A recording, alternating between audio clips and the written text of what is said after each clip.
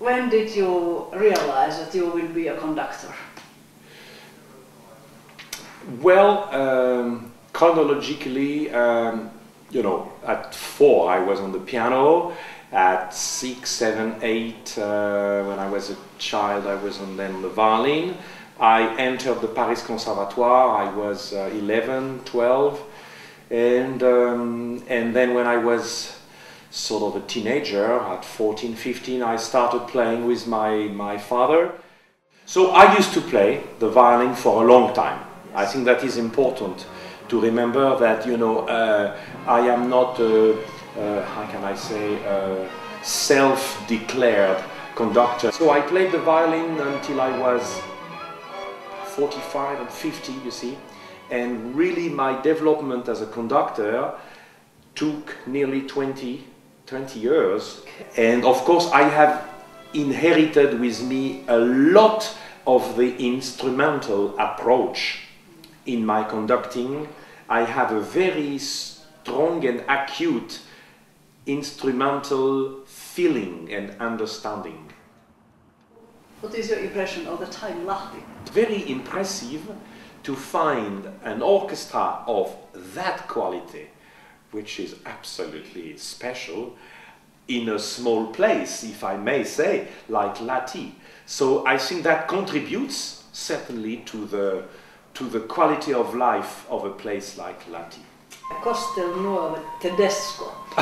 Please tell us something about that. I am sorry, I am not the right person to ask, because this was not my idea. It came from the program committee in the orchestra.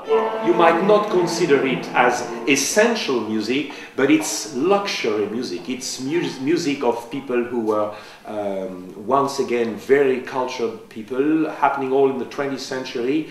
And of course, there are no, you know, there are no Prokofiev, there are no Stravinsky, there are no Sibelius, but it's extremely luxurious and beautiful music to listen to. And of course, it's based on Shakespeare literature, which again, you know, elevates the whole purpose of it. Suggested to end the program is the symphonic metamorphosis, which is something I have been doing for a long time.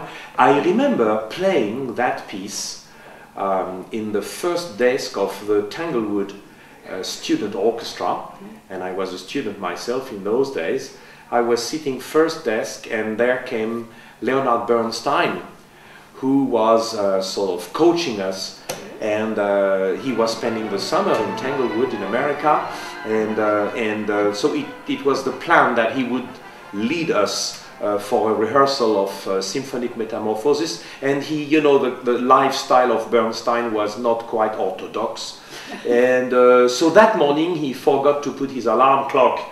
So we were all on stage, you know, 90 youngsters ready to eat it. And there was no conductor. So they had to fetch him, and he came almost in pyjamas and came on stage, and he threw himself in that music. And you know, that is an experience which stays with me. You know, you don't have the privilege of working with Bernstein every day.